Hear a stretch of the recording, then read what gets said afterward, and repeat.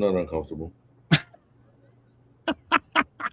Nobody's uncomfortable. We're all good. Everything's fine. Everything's fine. Welcome to the Live Fight Media Show, episode number 54. This is a show of stuff. Hunter and I bullshitting and talking about things, some new things, old things, everything in between. We don't really care. This is what we do. So we're here. There's Hunter. There's me. Woo! What up? Hey, man. Hey, buddy. What you doing? Not bad. I got to pack still for GunCon because that's I'll leave for tomorrow. Tomorrow's Thursday, so we got a setup and got a town hall meeting thing for GunCon, and then Friday's the range day, Saturday's the day of the show itself. Then I come home Saturday night, then Father's Day's Sunday, so busy next several days. What about you? Oh man, I am trying to finish a couple reviews. Unfortunately, I will not make GunCon. Sorry. Don't apologize to me. But apologize to the people that listen to this that will be there that would like to meet you because they already know me. I'm gonna let our dozens of fans down. I mean, just saying, man. I know. I feel awful. I feel so bad. I'm gonna give Corporal Buster up for adoption. Yeah, you sound like you feel awful. Fill out an application to adopt Corporal Buster. Corporal Buster's like, get the fuck off me. Look at that cat's like, get off of me and get me out of this shit show. You can adopt Corporal Buster. He's in line for promotion. He may make Sergeant Buster before the evening is over. All righty. Hunter, remember, don't forget, Hunter is crazy cat guy. So yeah. Sergeant Mustard. What? Just let it go, kid. Don't ask. It's Hunter. So I'll be honest. Gun shit. I don't have shit going on. I don't have shit notes in here. You got a couple of gun things, Dave. I want you to hold on to your underwear. This is going to get a little weird. Oh, okay. I have grown as a person. Okay. I have grown as a shooter. Okay. And against everything that I believe in and all of my good judgment, I have come to embrace the modern lever gun. I'm listening. And I talked to my lawyer, and he thinks I've got a good lawsuit against Marlin for corrupting my mind in such a way. So where's this going? It all started a few months ago when my buddy Eric at Marlin sent me their Marlin Mad Pig Customs rifle. We talked about that. Yeah. And full disclosure, when I opened the box, I said, "What in the hell is this?" I mean, come on, lever action. Don't be a jackass. Right. I mean, but it's why do you want a skeletonized buttstock, and why do you need M-lock on your? God, you sound like a FUD. Okay, and this surprises you? No. But as I have been using it, I have come to understand why something like this exists. Okay. And of course, because it's a cool gun. I get all that. But, up until a month ago, I'd have been like, yeah, that's fine. I'm glad they make it. It's just not for me. But after spending the past couple months with it, man, I've really begun to embrace this, and it's actually kind of even affecting my fuddiness. Again, I'm still listening. Okay. I genuinely like the rifle. It's okay. There's the thing. Maybe that's part of the FUD culture is you as a FUD, you people, you act like you can't like something that's new and different. Right. You feel like it has to have a specific purpose, and fuck no, it doesn't. It doesn't have to have any purpose. It just, you like it. It feels good. It looks good. And the Mad Pig setup with the Midwest handguard, the M-lock all the way around, dude, it's comfortable all the way out. Like it is. It's very comfortable. Now the 1894 Marlin, just steel and wood, is an exemplary rifle. But it's just should be drinking to say this, but it is limited in scope of what you can do with it. yes, You can obviously hunt with it, and you can do with it what you want. But the advantage this rifle has is that I'm kind of looking at it like a Swiss Army knife. One rifle does most. okay, And I talked with Steve with Mad Pig Customs about it, and I kind of give him, a piece of my mind about overtly influencing me in a direction I didn't want to go. So, but and so this is the example that he and I kind of settled on. Dave, let's say you and I are going to go camping for a week, and it's like, hey, you be loving that shit. With you, that is a scary thought. Well, okay. We're going camping for a week, okay, and we're gonna bring one sleeper bag. Yeah, I'm out. Okay, we'll bring two and zip them together. So anyway, it's not getting better. This is painting a picture of a bad horror movie. Yeah. Anyway, so ounces are pounds and pounds are pain. So you're going to want to bring, obviously you're going to want a truck gun to get you there. You're going to want a camp gun to defend yourself, your camp with. But, maybe Dave's like, hey, while we're there, we might go shoot a deer. Or we might have to defend ourselves against, the two-legged predators or what have you. Sure. So, an AR would do some of those things excellent, like home defense, self-defense, camp defense, truck gun, AR, 100%. Well, do all those things. But it wouldn't be the rifle that I would choose to go shoot a deer at 150 yards with. Okay. You can still do it. You could, but think about outfitting a rifle like this to be your truck gun, your defense gun, your fighting rifle, and something to go shoot a deer with at 150 yards. It could do all of those well. Okay. Yeah. And don't disagree. And because you can add an optic, add a light, whatever you want to add, you got all that real estate. It's kind of like, and Steve said this, Hunter, you love ARs. I said, I do. I love lever guns, but I love traditional lever guns. And he's like, well, do you like the modern M4? I'm like, oh, hell yeah. He said, well, what are they covered with? Free float handguards, M-lock, pick rails. Why do you? Oh, because you can mount a red dot, you can mount a magnifier, you can put a and Steve's like, right.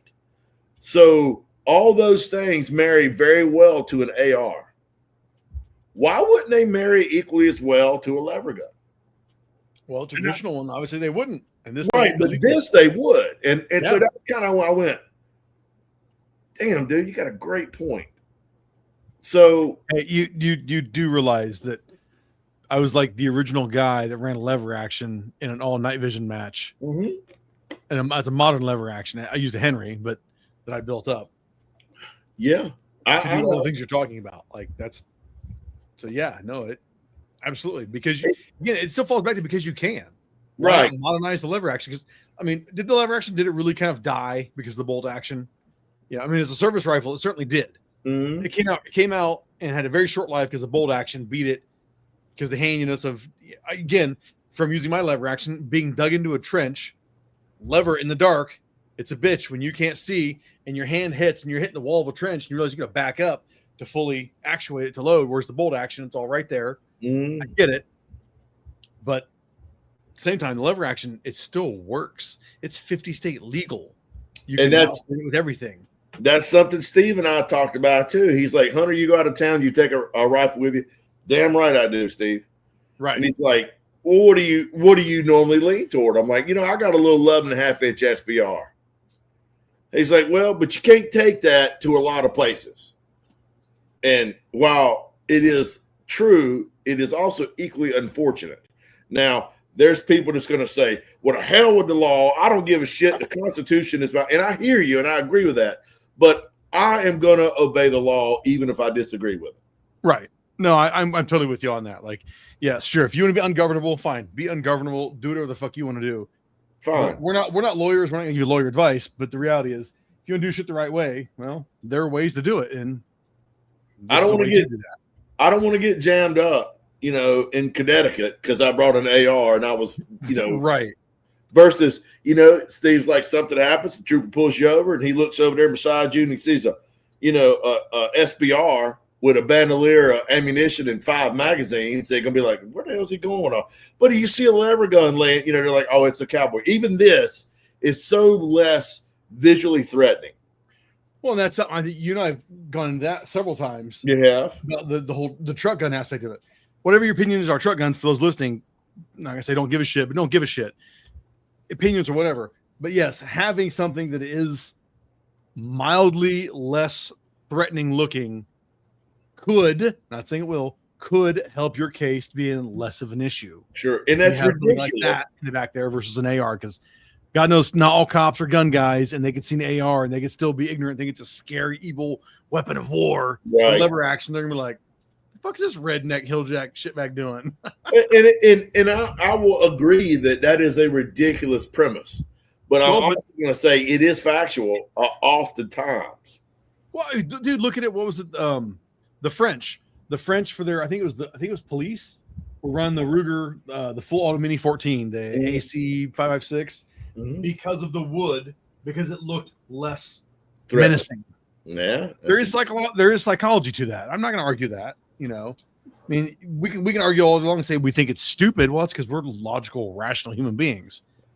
A lot of people are not. Right. I agree with that. So I've kind of like it is pushed back a bit of my fuddiness. That's okay. That's a good thing. And hey, look, this will blow your mind. I put a red dot on it. I got a Meprolite MCO Pro. Yeah, with your lighting, can't really see it, but I see there's something on a rail of something. Hang on, let's do this real quick here. So in Hunter's extremely dimly lit, he figures it's moody and atmospheric. Really, it's just shitly lit. Can you see that? Yeah, I see that there is a block. It looks like a mailbox on a rail. Meprolite. I know what you're showing me because you showed me photos of this thing. Oh. So shit for it. I mounted that on there, way muzzle forward, and I like that. Well, hold on. Let's say when you say way muzzle forward, you're talking like you're only what, a few inches from the end of the rail. I am towards the muzzle end. I mean, here's the muzzle. Okay, audio, man. Think audio. Describe it.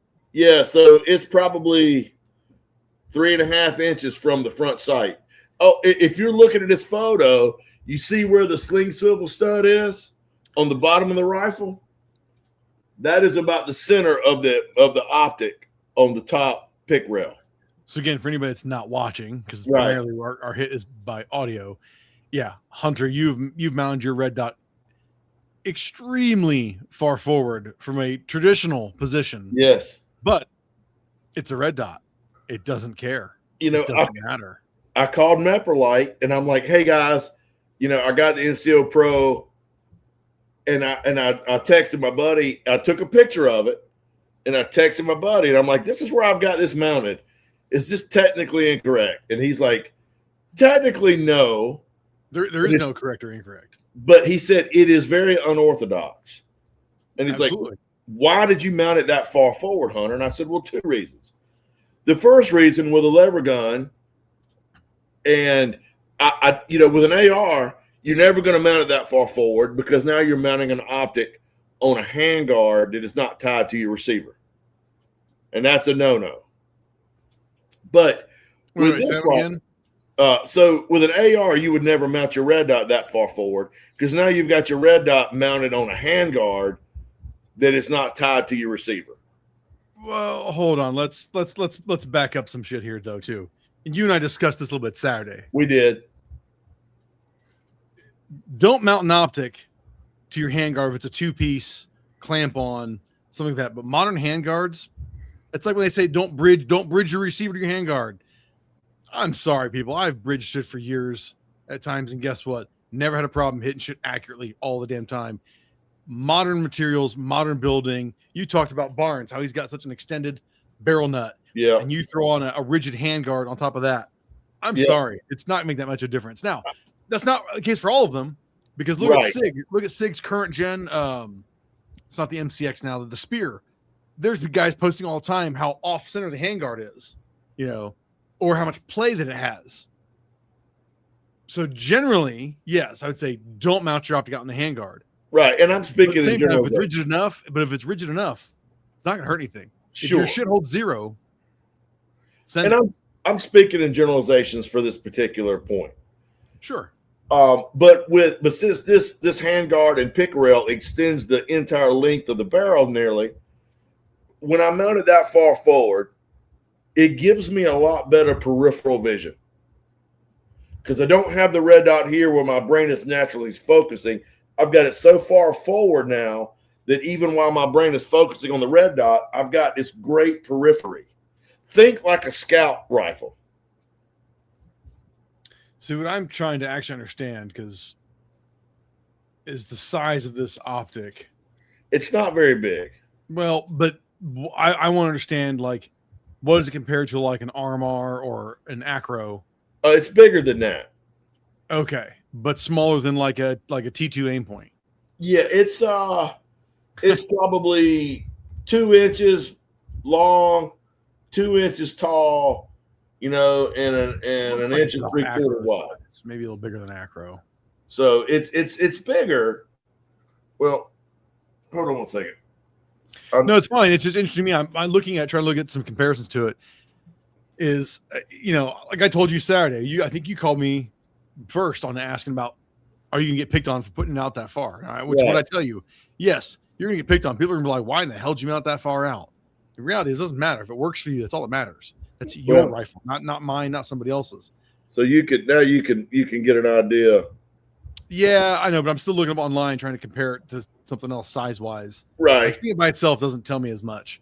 But I can, with it mounted that far forward, I can see the red dot clearly.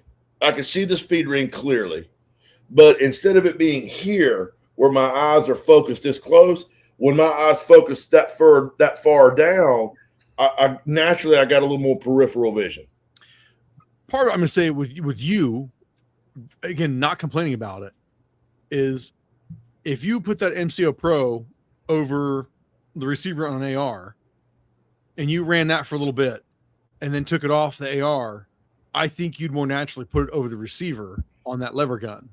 Well, I run a True Vision. But that's totally different optic, though. That's totally different optic. That's you can't compare apples to oranges, man. Right. That's what I'm saying. Like, that's why I was trying to say, if this is like a T2 size dot, which is a pretty smaller dot, or if it's smaller like an Acro, again, if you flat out were just gonna throw it on an AR, you would put it in your normal position, probably over the ejection port, on the receiver, probably in the last set of T marks, and you would run it like that. And when you go, I'm gonna put this on my lever action, I think you would put it back over the receiver and punch out there and be happy with it.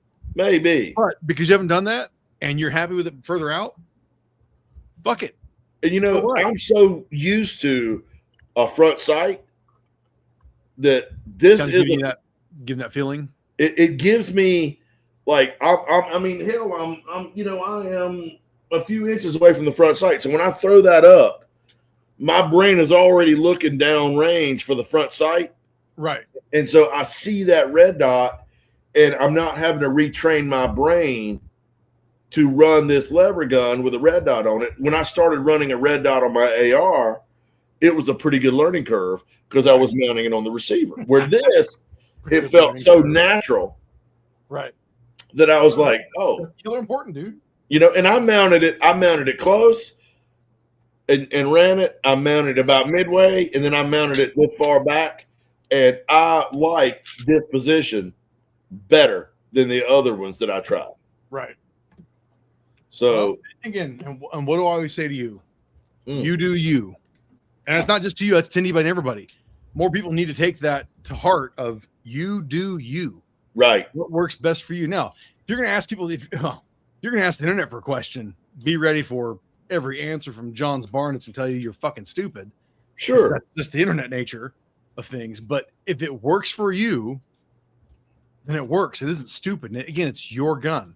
And somebody else, they might go, this seems odd as shit. But then again, run it. They might go, damn, I kind of don't mind this. And that's the thing, I was like, for me, it did well. I liked it. Now I'll show you. I threw the rifle on a little rest. Right. Using the red dot. Now, that is a 30-yard group. Talk about your group there, man. It's audio. Oh, I'm sorry. That's 3 rounds of 148 grain wide cutter, and all 3 of them are, under a half inch from center to center. And what was your distance? 30 yards. 30 yards. Sorry. I don't know if you said that or not. Now I realize 30 yards is not an extreme range, but, when we shot it out to about 100 yards, it's grouping 2 to 3 inches with irons. Right. So if I can get a half-inch group at 30 yards, then, the rifle has accuracy potential. No, I know it's not a precision rifle, and it's probably going to be equal to a rack grade mil-spec AR as far as accuracy is concerned, which I think mil-spec for an AR is like 3 MOA. Yeah, 3 to 4. I could be wrong. That's what I think. So, no, well, I think it depends on who you're talking to with it, but I've heard 3 to 4 MOA. It's just we're all tuned into this whole sub MOA bullshit that every gun must be that. A lot of guns are, and that's fine. Yeah, but the way I look at it too, man, is as long as it's under minute a bad guy, right? What are you worried about? Exactly. If you can get the job done, it's all that matters. I'll circle back though. Your placement, it's funny. You went the extreme forward, and this I won't say this is an extreme to the opposite, but on my shotgun, yeah, rear sight, rail for mounting optic, but you see it. Holy shit! Is back here on the stock. There's a chisel machine stock on my shotgun. Wow. And it's kind of funny. The same thing. Whereas bringing it back, I thought it'd be really odd and weird. And dude, it feels so incredibly fast. I feel like I can drive it faster. Again, is it for everybody? No. I've seen guys that rock this stock don't use the optic mount. They still mount it up on the Picatinny with the receiver because that's where they're typically used to it being at. But at the end of the day, it still just proves the point of it doesn't matter. If it works for you, that's all that matters. Exactly. I'm trying to get my shit together here. Now something I want to pick a little fight with you with. Oh, you're talking about this thing being such this great little lever gun because it's the less deterring, visual to a ignorant law enforcement officer. But that rifle you have is chambered in what? 357, 38? Yeah, 357. Now, wasn't that long ago you told me you were done with PCCs? Fuck that pistol caliber bullshit. I'm just going to carry my 11 or 7.5 AR, 5.56, blah, blah, blah, blah, blah. And, so, that changed a little bit? My go-to for a lever gun has always been 4570. And, when I got this test gun in, I called Eric and I'm like, hey, man, what the fuck? He's like, it's a $3,000 MSRP rifle chambered in 357 Magnum. What the fuck, man? It's like, you know what, Hunter? Just think about it. Just run the gun, think about it, get back to me. Right. Oh, okay. So the first thing that I found out is that, and I already knew this through reviewing an 1894 and 357, is 38 Special suppresses very, very well. Oh yeah, it's insanely quiet. And Blackout fans, it's quieter. Oh yeah, quieter than 300 Blackout, bigger bullet. Not heavier, but I mean they make a 158 grain 38 Special, and so it suppresses quiet even if you don't reload. 38 Special is inexpensive to shoot. Right. Well, no, if you do reload, it's inexpensive. If you're buying it, it's good. 38 Special is 38 Special. Now it's not as cheap as 9mm, No. But it's cheaper than like 45. It's cheaper than 45-70. Yeah, I'll give you It's that. cheaper than 357 Magnum. So if you're going to train, plink, practice, you've got 38 Special as an option. If you want to put a little bit more power to it, but still stay subsonic, 38 Special plus P. Right. But then 357 Magnum in a 16-inch barrel is good medicine for anything deer size or smaller out to 150 yards. Absolutely. I told you I've slung my 38 Special suppressed 200 yards. Right. And wasn't being accurate. I was just ringing steel. But so it's a capable gun. Plus, if you had to go and resupply ammunition, you can go about anywhere and find 38 Special 357. Right. Or to the person that carries a revolver in that same caliber as a sidearm. Right. But then 45-70, if you got to resupply, you got to go to a gun store and hope they got it. It's going to be a little bit harder to come across. And it's more expensive. So practicality-wise, to make a one rifle does most decent, I get 357 now. And I probably wouldn't want it chambered in 45-70 because I think that caliber would take some of the practicality out of the rifle. You think? I do, because at that point, like I was talking to Chad about it. Chad, I enjoy shooting 45-70. Some of the odder double tap shit, not so much. But, Chad's like, I loathe shooting that cartridge, because it's punishing. And it can be. If you're actually shooting it and running it, that's going to beat the shit out of you. Yeah. If you can afford to even do that in the first place. Exactly. Yeah. So, if like Chad's like, if I had that rifle in 45-70, I would never shoot it, hardly ever. And so I'm like, well, you got to at least have some level of proficiency with it. So you want to have something that you can shoot and run and be comfortable with and afford to shoot it. And so, 357 Magnum, now that was originally developed as a rifle cartridge. Right. And it just, it was paired with revolvers because that worked well. But the 357 Magnum out of a 16-inch barrel is nothing to, it's not 45-70. No, it's not a 5.56. But inside of, 200 yards, if you had to engage unfriendlies, it would be fine. And that's the thing. And that's why I want to get you going on back on yourself on your only 5.56, only my 7 or 11-inch gun, that there are other capable options, because the reality is everybody isn't running, hard level plated armor. If shit falls apart, it's more Mad Max anyways. You know what I mean?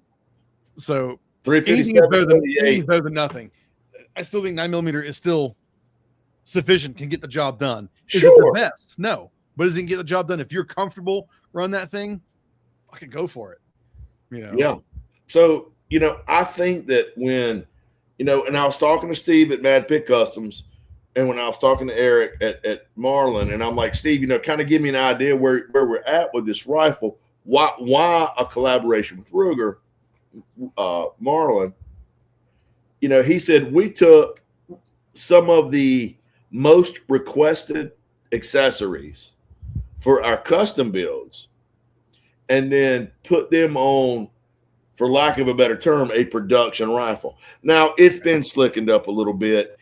But it's not a full-on custom rifle. Right. But it's not box stock Ruger Marlin either. It's a bridge in between them. So if you don't want to go drop $4,500 or $4,700 on a full-on Mad Pig custom, but you want something like that, then you've got this option with a factory rifle. And so, I'm going to be honest, this review taught me a lot more than just reviewing a gun. Like it changed the way my mind thinks about stuff. Good. It means you're being less of a FUD. Like seriously, like not as an insult. You're generally being less of a FUD. Correct. Because of what this is doing. That's good. I'm like, okay, now am I going to mount a round out on my pistol tomorrow? Fuck no. But I see the advantage of the red dot on the rifle, and I learned that at gun sight, but all my lever guns that I've got have no provisions to mount a light or a red dot. Right. So it never dawned on me. Right. But with this one, I had the MCO Pro that I had as a backup when we went to gun sight, and I had it just sitting on the shelf, hanging out with a fresh battery in it. And I'm like, I'm going to experiment. And so here's where we're at. And all the while I'm reviewing this gun, but I'm learning too. So welcome to the 21st century, Hunter. Well, hey man, you can always like old shit. You can always, but just you can always like old shit. But yeah, there's no reason to be against new shit. Don't be a curmudgeon, going, I want no red dots on my rifle. What? That's what hole you been in? Well, that's what Chad said. Chad said, you can like both of them, Hunter. You don't have to just pick one or the other. And, and I'm like, I'm beginning to understand now. And here's something else too. And I've been thinking about this. And I'm like, I'm going to talk to Dave on a podcast about this. And I've been dreading it because, you hate to admit you were so wrong because you refused to see the truth because you just had made your mind up. And I really try. What's that? You're just being a curmudgeon. Right. I really try not to be closed-minded, Dave. I really do. Some of that shit, it's harder than others. But, I didn't want to write a bad review about the rifle because there's nothing bad to say about it. Right. So as I'm running it in, your negative simply can be it's $3,000. It is expensive. It is. Well, that's MSRP. So street price, so it'll be significantly better. Well, and I'll be honest though, I don't think that price is. Wow, I think it's expensive. I truly don't think it's all that bad. It's not out of line for what it is. No, because I don't know what he charges for his lever. I haven't seen those yet, or his knob. But I know it looks like, I'm guessing it's his grip panels in the Midwest stock. It's a Midwest forend.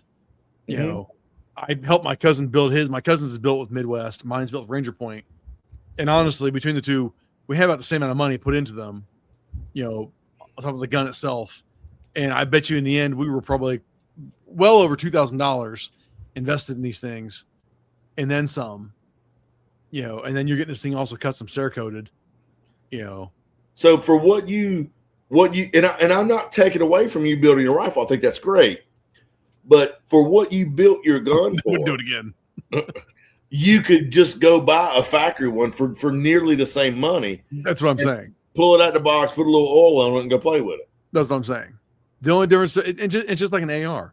The only difference to building it yourself is because you're going to customize everything about it, and you want to do the process of it. Right. Yeah, well, I did the process on two of these things, and you know what? Ranger Point shit, I like it. I wouldn't install it myself again on another lever action. I would send it to somebody to have them install it. It was a pain in the ass. Really? On my 38 357. Now, what about the Midwest Industries? Was it a little better to install? Way easier to install a handguard. Yes. Night and day difference. But they're a total different feel. So, again, not knocking one or the other. I'm not saying I wouldn't do the Ranger Point, my setup like it is. But if I do another lever gun, I would do the Midwest just because if I'm doing it myself, it is considerably easier to install. Sure. And now, granted, this with the Marlin, though, I did with the Henry. There is a difference there, too. What are the differences? I'm not the guy to ask. I don't know shit about lever actions. All I know is I tore my lever action down way more than I planned to when buying that thing and realizing what it takes to install the handguard. I was pulling more shit out of the receiver than I wanted to be messing with. Right. Whereas with the Midwest, it was considerably easier. Okay. The only thing you had to do on what we have, the Henrys are the Big Boy X model 357s. And the polymer handguard, there are these like triangular tabs that came in between the barrel and the mag tube. Okay. You had to Dremel those out. So I taped it off as much as I could and handed it to my cousin, like, this is your gun. Here's the Dremel. I'm not going to run up your barrel and shit. That's on you. He was like, okay. And he only got it just a tiny little bit. Otherwise, it was fine. After that, we took it off, and I got everything and throw on the new handguard. And I was like, damn, this was way easier than the Ranger Point shit. Steve with Mad Pig Customs, he spoke very highly of Midwest Industries stock, forend, all that stuff. And Have you ever used any of their stuff, Midwest stuff? Brother, this is the first time I've ever even seen it in person. Oh my god, dude! You gotta get out from under the rock more often, man. Hey, I've sat here and spent the past fucking 20 minutes telling you how I'm learning, motherfucker. I mean, I know, but then you roll out your amazement to a Midwest thing, and I'm sitting there going, yeah, their shit's nice. I've been using their shit for years. Okay, well, you know, this is a new mindset for me. Oh my god! So, you know, fuck. I mean, Yeah, I've made great shit, progress. You know, considering how hard-headed I am. Don't stop. Well, you know, fuck, I'm gonna do the best I can. I'm happy with where I'm at now. You know, you ain't gonna see me going out there wielding no fucking SIG MCX or no bullshit like that. What's wrong with that? Well, you know, What's wrong with that? It's not an AR. No, it's an AR-18. It's even better almost. It's 3 better. No, it's funny. You say that. I've got Midwest handguard on my MCX because I like it better than the stock SIG one. You know, I've got a Midwest handguard on one of the ARs I did a long time ago, and it's a fucking great handguard. I keep looking at buying one of theirs. Check this thing out. You're gonna be like, whatever, don't care. This MP5 one. This MP5 handguard because I can put my can down in it and it just sticks out shorter than this thing. Oh, right, there you go. And just because it looks cool. Don't burn your little fingers. Well, no, that's why you got more hand placement, so you're not gonna come out that far. Right. But you know, no, Midwest makes great shit, dude. Well, you know, I'm now also understand the very vast majority of guns that pass through my hands are test guns. Right. So I'm not changing them. I get it in, right. You know, I run it. Maybe add an optic, that's about it. Maybe mount an optic on it, run it, do my review, and send it back. Or sometimes I buy them.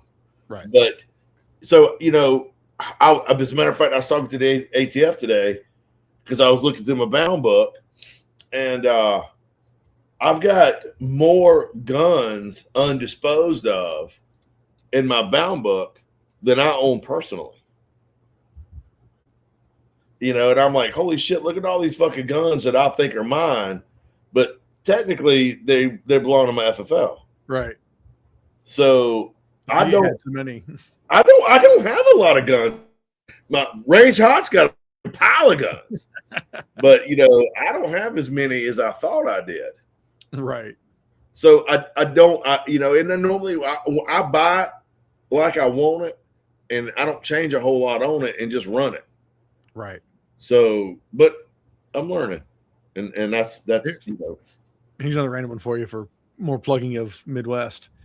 So for they've got a handguard now for the Henry takes AR mags. What? Like, yeah. So I was like, all right, that speaks to me. That's modernizing that Henry a little better. So I can still, I would do that. I'd run LPVO on it. Ooh, all right. Out on top, so I run a laser on it, so I can run it under nods. Yeah. All right, but here's my question. What? Now that's an AR magazine. Yes. What is that lever gun chambered in? 223. It's a Henry. I think they didn't turn black as well. No shit. We've talked about this before.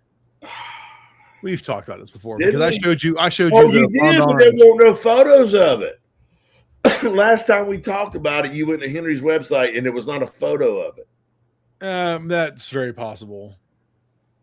Yeah. Because no bullshit, no. Because I know I showed you the Bond Arms one that you were like, no. Yeah, but that's not a Henry. Hold on, shut up. I'm talking to you. God, You're not listening. I then pulled up the Henry, and you were like, yes. Oh my god. I didn't realize they made that thing. Right, but the Henry's a lot better looking rifle. That's a matter of opinion. Oh, sure. That's what I'm saying. I like the Bond. You were completely against it. And I said, there you go. I showed you this before. Yeah. Here's the Henry. Yeah. I don't care for that aesthetic of it. It's just true traditional looking of a lever action, but taking an AR mag, which is cool. Yeah. 223 Remington, 300 Blackout, and 450 Bushmaster. I mean, but now I can upgrade it with a Midwest handguard. It gives me some unlock. Now I like that. Like what? A lot better than the wood furniture.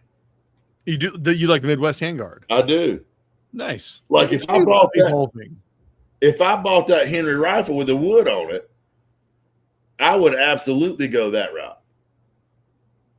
Yes, and there's stock as well to go for it because it looks more modern. Yeah. No, and that's what I thought. I was like, as much as I personally am still waiting for the Bond Arms lever action rifle, AR, whatever, I might just fold and go with the Henry and load up Midwest furniture on it like that. Do you know anybody at Midwest? I do not know anybody at Midwest. I have some friends that do, but I don't know anybody personally there. How hard would it be, you think, to get a hold of somebody and get them on the podcast? Probably not hard. You should look into that, or I will. I don't know who I know that knows that. No, I know people that deal with them. Well, maybe you could see if one of their reps would jump on the podcast and we could kind of, hear from the horse's mouth a little bit on this stuff. I mean, like I said, all I can tell you is personal experience. I've used their shit for a few years, and it's good stuff. And it's not insanely expensive. Like this handguard for the Henry 5.56, it's $270 MSRP. Right. That's not hateful. You can spend more than that on AR handguards from some other companies that I think are sure bloated and overpriced with their bullshit. But that's still. But if you think about, the handguards are, nearly $300 after tax. What is the butt? What is the butt stock going to run? I think it's like $270 as well. So you can be looking at $600 with just a butt stock and a handguard, and you put $600 into an 1894, you're at $2,100 with the rifle. Right, and here the 223 is $1,360. 223 runs an AR mag and it's a lever gun. I remember looking at that. I figured you would. I do. I remember. Oh, excuse me. I'm sorry, man. Yeah, you do. You change out the handguard in that stock, you're looking at right at like $2,000. Right. With this rifle, this Henry. And that's you still have to install it yourself, which I would do that on this. That wouldn't bother me. Right. Because Midwest stuff's pretty straightforward. Cerakoting it, if you want to spend the money doing that, one thing, that's personal preference. One thing that I really liked about is, he's got this little speed knob right here. Yeah. And so you could field strip this without any tools. Yeah. You could take this off, rack the lever back, roll the lever back, pull the bolt back out, and have it field stripped, and you don't have to bring a screwdriver. He gave me one of those knobs at SHOT several years ago when he first started doing them worked for my Henry. And I was like, all right, dude, when you're doing a loop, I still want a large loop for it. And he was like, man, he goes, I'm going to do it for the Henry. He goes, but it'll be like it's the last thing on the docket of things that I want to do. And he goes, it'll be a while. And I went, okay, that's fine. I can wait. And seeing the lever on this thing, on this Marlin, that's I'm assuming is then his. Yes. That's sick looking. I like it. I mean, granted, it's not a large loop, but still. Well, but now, it's not small. You can see here. No, but when you try and twirl a lever action, you learn real quickly you need that large loop. Oh, yeah, for sure. But I mean, I can twirl my current lever action, but it takes some strength to not break a couple fingers doing it. But, this is still large enough to get, I got big hands. But, like Steve and I were talking about, he's like, pay attention to this bar here. He's like, when you're levering the gun, your fingers are hitting it all at the same spot. So they're all taking the same load of the lever versus some of the rounder oval. Right. You're hitting it in a I don't know if it was a fulcrum, but your hands get all cockered and you lose some leverage. He said, this is designed to give you full leverage and maximum comfort and ergonomics when you run it. And I'm like, okay, I hear you. You're a salesman and you're selling me some shit. But then, I take a large loop Marlin out and I run it, and then I run this and I go, okay, I like that. I'm like, damn, the guy does know what he's talking about. The large loop is more aesthetically pleasing, but this loop is a little more ergonomic. You crack me up. Well, it's when I talk to Eric, he goes, we're going to send you this. I'm like, don't. I don't want to fuck with that. But, when we went down to Ruger plant, I went down to Ruger about a week ago. Yeah. And shot and had Eric shoot it on camera. And I was like, shit, man, I've learned more about myself and changed my mind more about myself than this rifle. Right. And he kind of leans over and he winks at me. He goes, "Yeah, I kind of figured that would happen." So he did me a favor against my better judgment. So, but anyway, I've been enjoying it. I've had a lot of fun with it, far more than I thought I would. Good, because when you first got it, you were just like, yeah. I looked at it. I was like, all right, whatever. I wished that I would have jumped on the review faster and already had it done. But I got it in. I'm like, oh god, you still do these at a pretty good pace. I'm not. Don't be up over that shit, man. Well, for anybody watching though, here's a quick image where you can see how far forward Hunter has his optic mounted. Yeah. On this thing, because it's pretty far out there. And again, yes, it's orthodox. It's exactly what I told you. Everything he said tonight, he's completely leaving out that he called me first asking about this shit. And I schooled the hell out of him going, yes, people might argue with you. Yes, they might call you dumb, but none of that matters because it's a red dot. And if it works for you, then it works. So, and shit where you want. Who gives a shit? When I mounted it like that, I went out there and I stood, about 40 feet and just, ran the gun fast. And with that red dot that far forward, I was able to run it and engage the steel faster than I would the iron sights. Pretty sure I told you to do that too. I know, but man, he's just leaving me in the dust here. No credit for anything. All this shit he's doing, exposing himself to. It's all because he called me first, was asking me Saturday on working on shit. Well, when I put it on there, I'm like, oh my god, that looks so stupid. I'm gonna get flamed. I wonder if I'm fucking up. I'll call Dave. I freely admit you were the first person I called. It's like, is this wrong? And you're like, well, it's not wrong. It's just different. Yeah. But if it works for you, so we get off the phone. I texted a photo of it to my buddy at Meprolite, and of course, I got a what the fuck, back. But that's the appropriate response when you have it mounted like that, right? But I walked outside, Dave, and I threw it right up and shouldered it, and that red dot hit out right where the front sight should be, and I was able to run the gun faster like that, keeping my periphery for me than I could with irons. Yeah, I know, but I told you that, man. Like, yeah, if it works, again, everybody gets too hung up on following Instagram fads, following Tactical Timmy's online, following Grand Thumb or whoever. Some of those guys have some really good points. Some of those guys have some legit experience to shit. But at the same time, people act like they are speaking the fucking gospel. And if you're not doing it this way, you're wrong. No. All that real space is there for a fucking reason, to use it. To use it how it fits you. What was it? I like Travis Haley talks a lot of shit about the biomechanics of your gun and to you informing it. It made me think about watching He-Man, okay? In the He-Man movie or Masters of the Universe, Man at Arms, he's teaching all the kids. They're holding their swords. What are these things? What are they called? Mason, what were they called? No, he's not. We wouldn't listen. Your arms. They're holding their sword. It's their arms. Oh, right. Your gun is your arms. Is extension to your arms, right? So call them firearms, right? Yeah. So it all works. So again, it's all about it working for you and your arms. It doesn't matter. Just, yes, if you want to be the tactical cool guy on Instagram, you're probably going to get picked on. And you know what? Any more seriously, the cesspool that is online persona and everything, social media, forums, whatever, you've got to have thick skin. Otherwise, fuck off. Stay out of it. Yeah. But don't be afraid to do something different that works for you. I went in this full well knowing I'm going to get criticized for it. But, when I could go out there and I can run the gun faster like this than I can with irons, and it's more comfortable like this than in my face. Now, also, too, I wear readers. So, I'm 52. So the red dot right here, it's sharp, but when I mount it way down there, it is significantly sharper because I have to wear readers to see my phone. Right. So that and again, I hate to break it to you, Hunter. That's also why red dots are so damn popular on handguns too.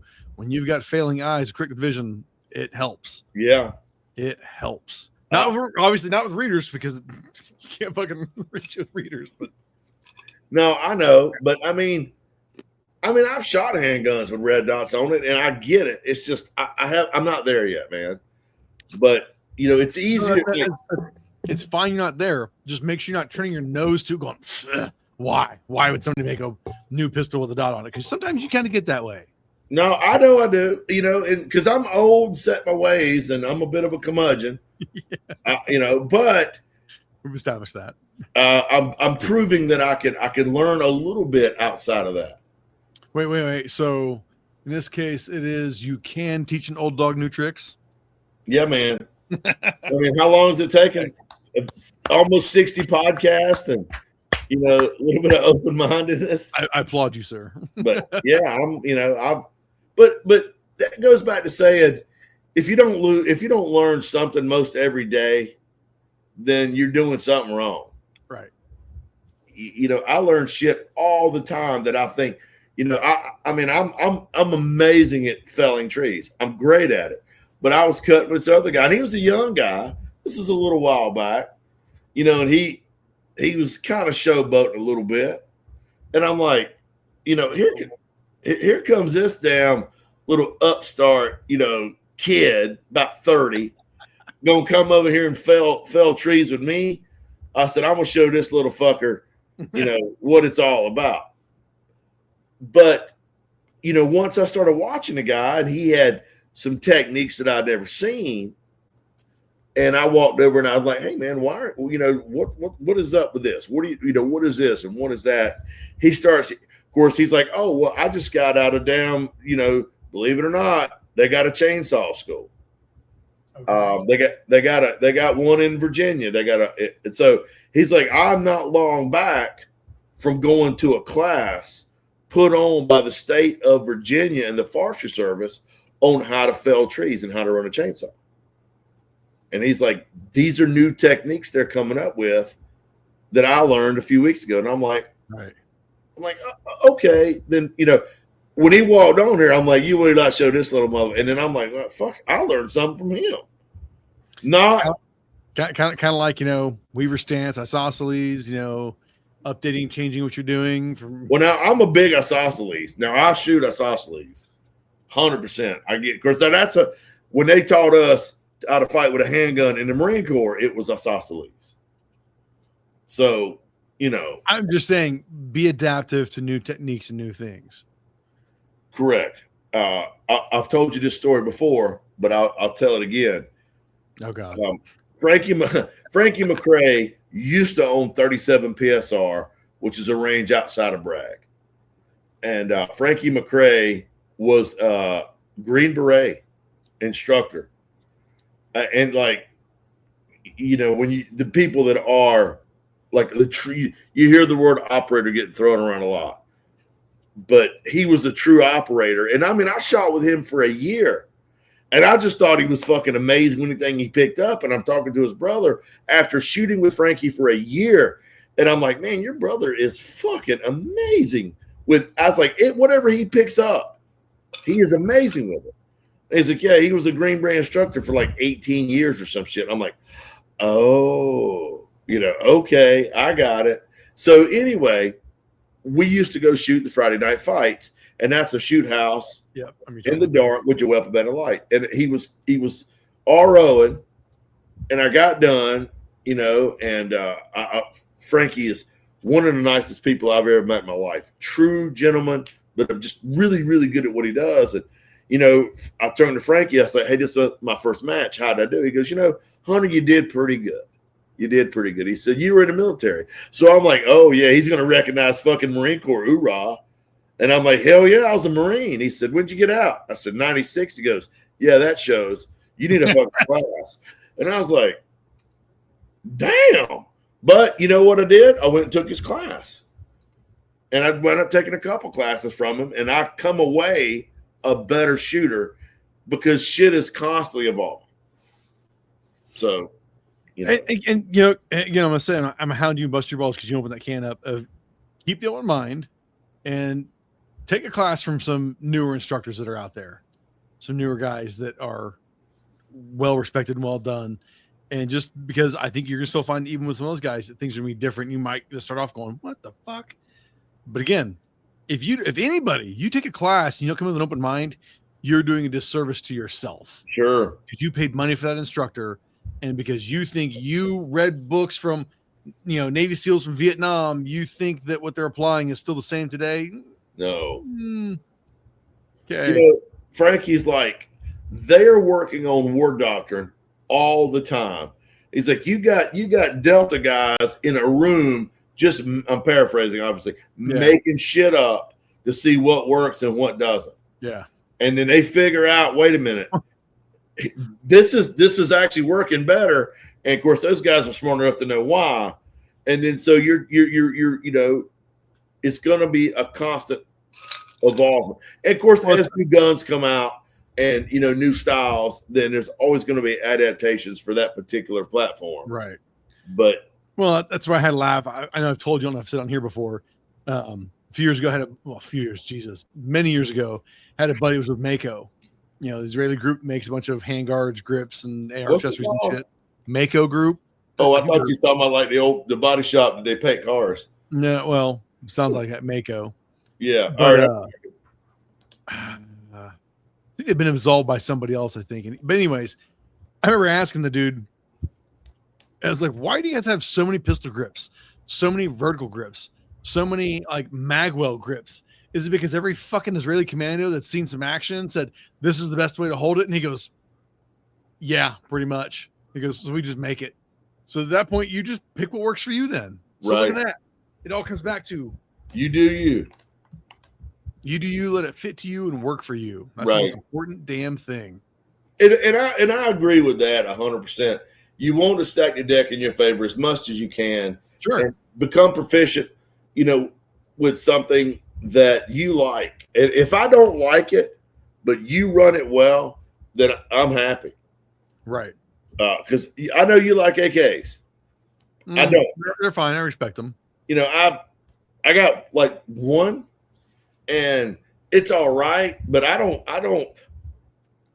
love it. But I just have fun with it. As at times when I get bored with an AR, it's something different to shoot. But I'm not a AK savant. I'm not going to go in depth like, oh, the AK is such a better. Fuck no, I'll take an AR every day of the week over an AK. But you like AKs, and I can appreciate that you like them, and I can appreciate that you like them, and I don't dislike them. I'm indifferent. I get what it is, but I feel like, as long as you're not pulling the whole it's commie trash crap. Like no, but that's probably the one answer I can't stand. People are like, fucking can't stand that commie trash rifle. I'm like, whatever, dude. Like that's the dumbest ignorant way to have an attitude on an AK. Well, AK's claim to fame is reliability under adverse conditions. Or one. That's a lot of mythical bullshit too. Right, but they are known to be reliable. No, and adverse conditions. Built right. Right, but you buy an AR that's built right, and I believe, of course, I'm sure I get corrected, that it's going to be equally as reliable as an A today. Yes. Now, 15 years ago, maybe not. No, I agree with you on that. Like it's the key there is built right. I don't put a price tag to it. There's so many overpriced bullshit $4,000 fucking ARs that I'm sorry, they don't do anything any better than what the average person can do with the cheapest AR they can pick up. Sure. I've picked up other people's ARs that were the most rattly piece of shit feeling thing that I was like, I would never trust my life with this gun. And you hear them talk about how many classes they've done with it, rounds they put through with it, never had an issue. And I go, fuck it, never mind, whatever. Because if the gun's built right, whether it feels quality or not, doesn't matter. Right. AKs are kind of the same way. Sometimes they don't feel like they're all that great, but then you actually run it and you're like, fuck, this thing runs. So get off the high horse and get keeping pricing as shit, people. Jesus. Yeah. I think a lot of this stuff is, and I don't want to come off talking about a $3,000 rifle and lumping that rifle into what I'm going to say, but there's a lot of stuff I think that's overhyped and overpriced. Especially in the AR world and the AK world, both of them. I don't know the AK world as good as you do, so I'll take your word for that. But yeah, you see a lot of shit, man. I've looked at a lot of shit, and I'm like, my God, that's expensive. That's a $350 sling that looks like my $60 Magpul. So Yeah, there's a magnitude of marketing bullshit out there in the AR world. It's honestly not even funny. It's sad. Well, It's sad how much dumb shit there is of this is why this is a tier 1 rifle. What does that fucking mean? Please tell me. What does that fucking mean? well, it don't have to mean nothing, but it sounds good. Exactly. You know, it's like when a manufacturer says this is a match grade barrel. Okay, there is no standard. Right. So Please you're tell me like, what that means. okay. I mean, what does that mean? You got a match grade barrel in your government model 1911 and 45 auto. I mean, okay, so it's going to shoot, you know, a half-inch group at 300 yards? No. Right.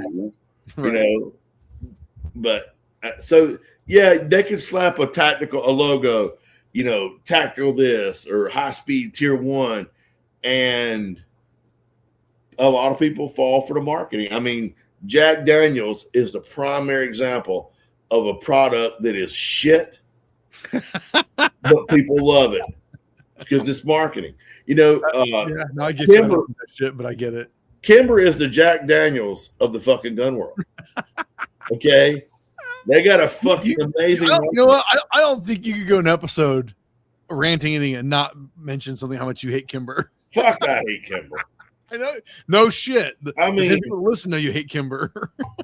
If the guy walked up to me today and said, "Here's the keys to the factory," I said, whatever that single key would bring in scrap brass, I'd rather have that. Yeah. Jesus. You know, I mean, all right. What else you got going on, man? Well, nothing. Nothing. I mean, I'm still doing the reloading stuff. I've got a couple videos to publish. I'm spacing them out for RCBS. That's going well. Put it all on Rumble. Oh yeah, I know. I will. I promise. I don't have the time and energy to text you once a day or once a week to go put your shit on Rumble, because no, you don't pay me for that. I knew that you were going to pay me for anything. I'm working on it, man. I'm thinking about it. Fuck. Now you got completely. Oh, I finished the Hush Point 45 review. I mean, cool. It's a silencer. How do you review it? I know. But like seriously, I know there's so many more fucking companies coming out. I had a buddy yesterday I had talked to. He got out of the industry a few years ago, and he goes, "Yeah, one of the reasons I called you is I want to ask about getting a suppressor." And I was like, "What are you suppressing?" And it was a high-end AR he got years ago. I was like, "Okay, what's on your muzzle?" Oh, their muzzle device. I was like, "Oh, it's threaded." I was referring to the muzzle device, and he was talking about the barrel. And I was like, "Yeah, dude. It's a 5.56. It's 223." He goes, "Oh, are you sure?" And I went, "Yeah, it's a 223." He's like, "All right, what should I get?" I said, "What do you want, man?" I said, "Do you want a direct thread? You can get there's a lot of really good, inexpensive cans, direct thread, if you just want to throw it on and leave it on there.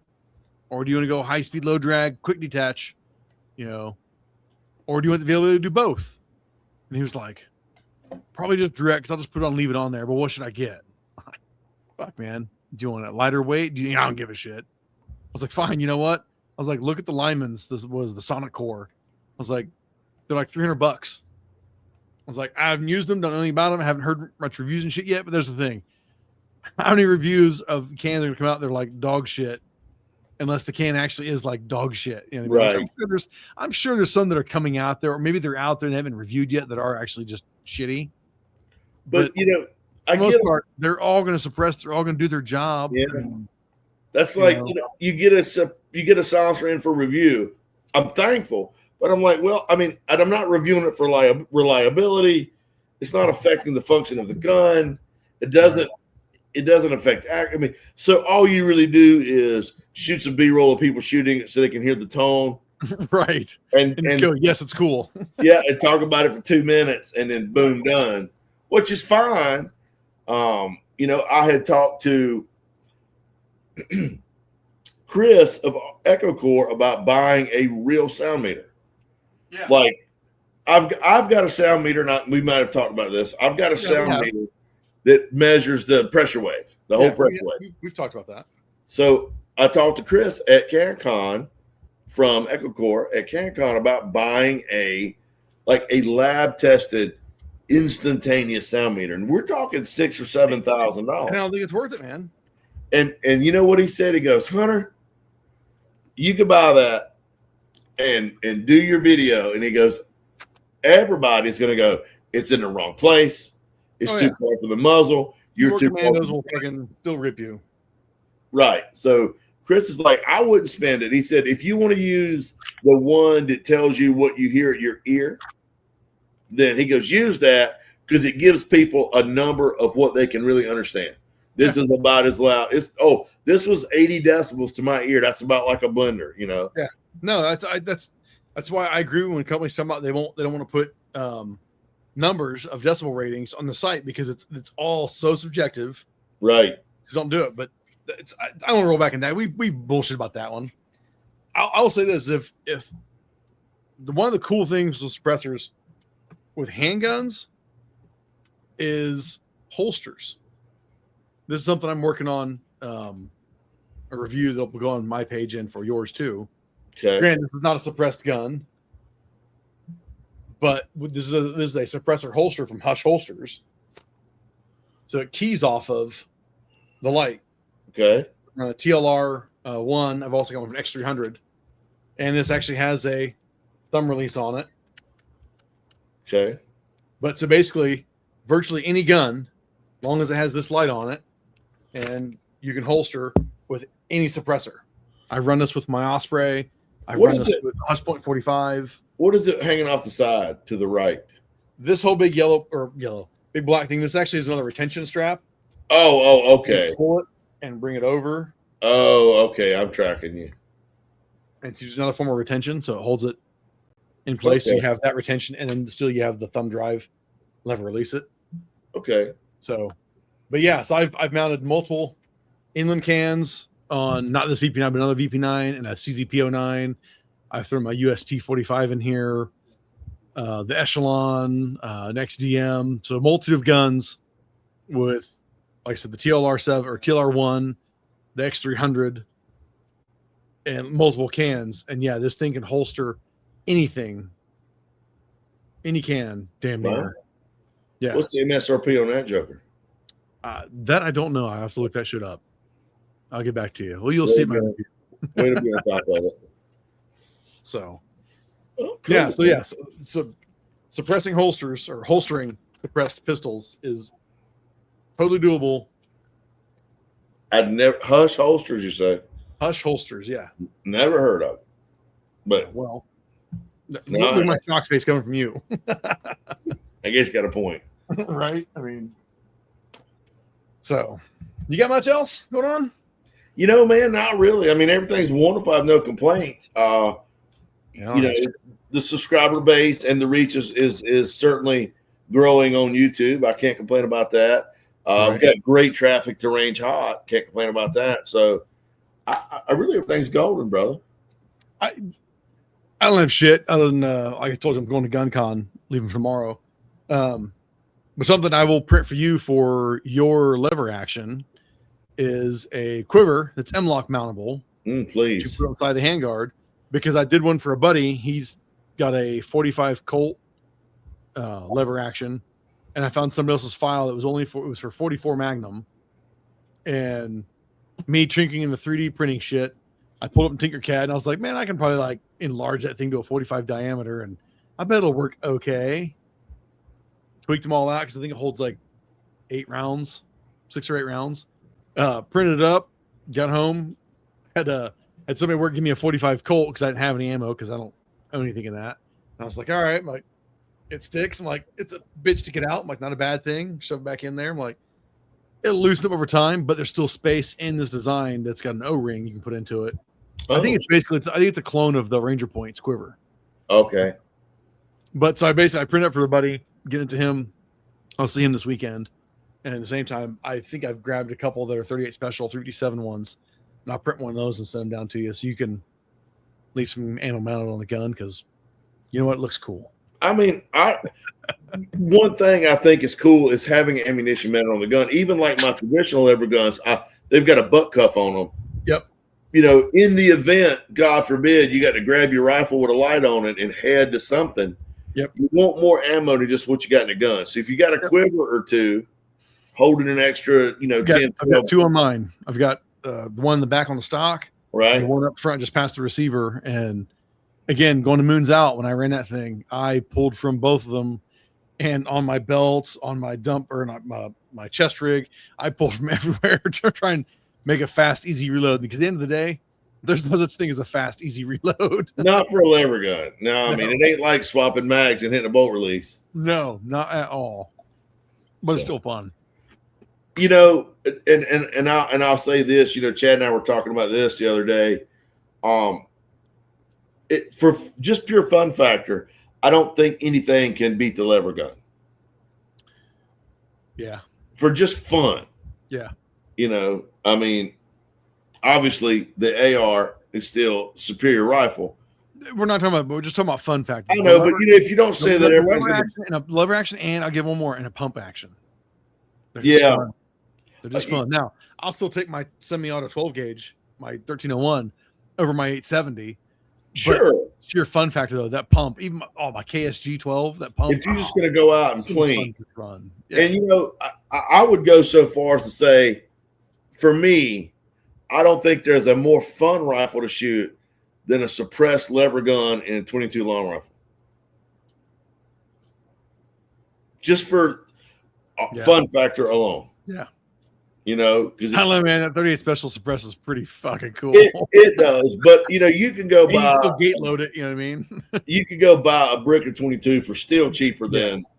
So for just to sit out there for an hour or two and just shoot little what have you, you got those little things you can shoot to crawl around on the ground. Yeah, make them dance around everywhere. Yeah. So I got a couple of them little bitty swinging steel targets, like 2-3 inches, and so if we're messing around, Kenny and I will. We'll start 10 foot, 12 foot, 15 foot, and just keep playing with it until somebody misses. Right. So I enjoy, lever action suppressed 22. I think for just straight plinking, that would probably be my always go to. No, that's a good takeaway. It's like, don't forget that, yes, all this firearm bullshit, have fun with it. Right. You can have fun with it. You're allowed to have fun with it. You should have fun with it. This is not just the end of the world, get your damn kit together and load out. Right. Yeah. I mean, if that happens, be prepared, but also don't forget to have fun with, like you said, get a lever action 22 or a bolt action 22. Yep. Rimfire can't defend yourself. Okay, well, just go out and have fun with it. Okay, sure, yeah, sure you can, but okay, right. Well, how some people are. So yeah, that's a real good point, man. Make sure in all the training and everything you're doing to gain proficiency, still stop to have fun and go plinking. Yeah. Enjoy yourself. Yeah, absolutely.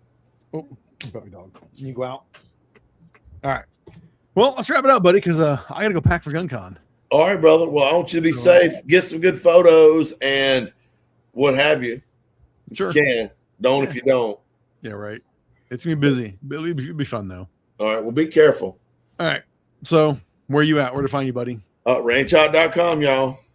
Right on. You can find me at Live Fire Media, so there it is. All right. Well, until we meet again. Right. That was very romantic. Okay. Say goodnight, Hunter. Good night, Hunter. Peace, everybody.